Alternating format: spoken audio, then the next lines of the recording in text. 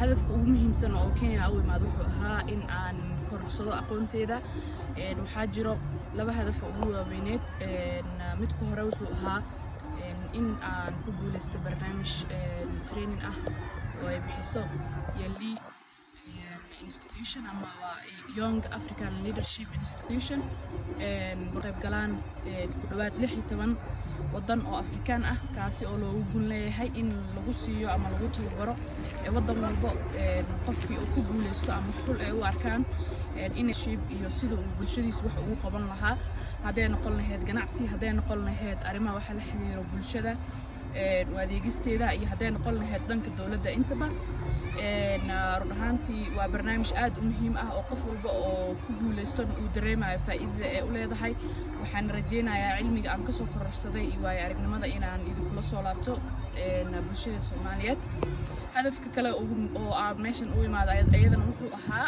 in aan qaato training kale la xiriiro dhanka caafimaadka xirfadeeda dhanka la talinta ama mental health counseling-ka in aan kor u sii qaado ayadana insha Allah gabagaba ay ii tahay waxaan rajeyn doonaa markii aan ayadana soo dhameeyo in aan bulsho badan oo Soomaaliyeed ee la tacaalaysa xanuunada maskaxda in aan ka caawiyo haddana waa saaxiibkeen Jaamac from Djibouti oo asna qayb ka ahaa barnaamijka Yali Jaamac soo dhawo waan dhawahay aad baad u mahadsantahay idil ani waxa la yiraahdaa Jaamac Zakariya Saciid waxaan ka imid Djibouti waxaan imiday waxa la soo select gareeyay Yali Nairobi East Africa marka nasiib badan baan u leeyahay waa experience aad iyo aad u muhiim ah oo in dhalinyarta wadan walba oo East Africa inay ka soo qayb galaan ay tahay markaas wax badan baa mindset-ka lagu beernayaa iyo Afrikada wax badan laga bedelayaa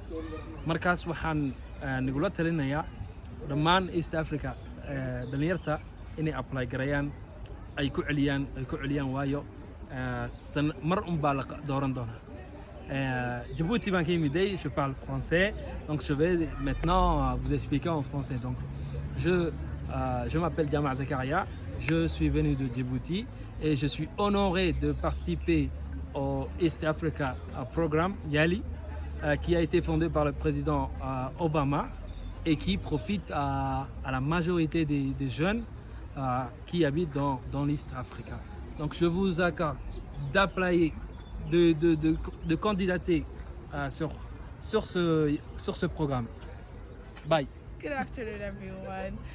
I'm Fikr Bellata ከኢትዮጵያ ነው የመጣሁት በያሊ ፕሮግራም ላይ አሁን ባለፉት 3 ሳምንታት የሊደርሺፕ ስልጠና ስሳተፍ ነበር እስካሁን ድረስ my stay has been amazing.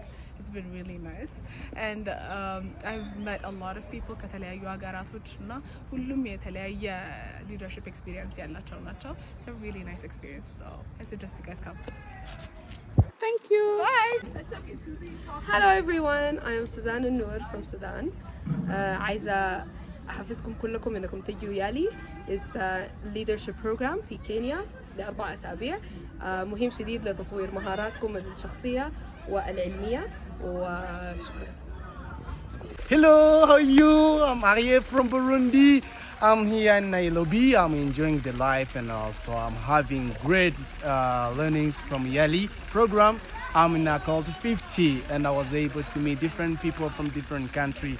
From now, I'm with a Somalian and she was one of the person that showed me the great things of the world.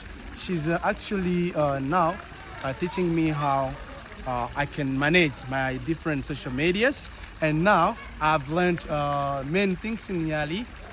One is diversity and inclusion. So now I'm able to know how to include different people into my program so that I can develop my community and all over the world. So thank you for watching.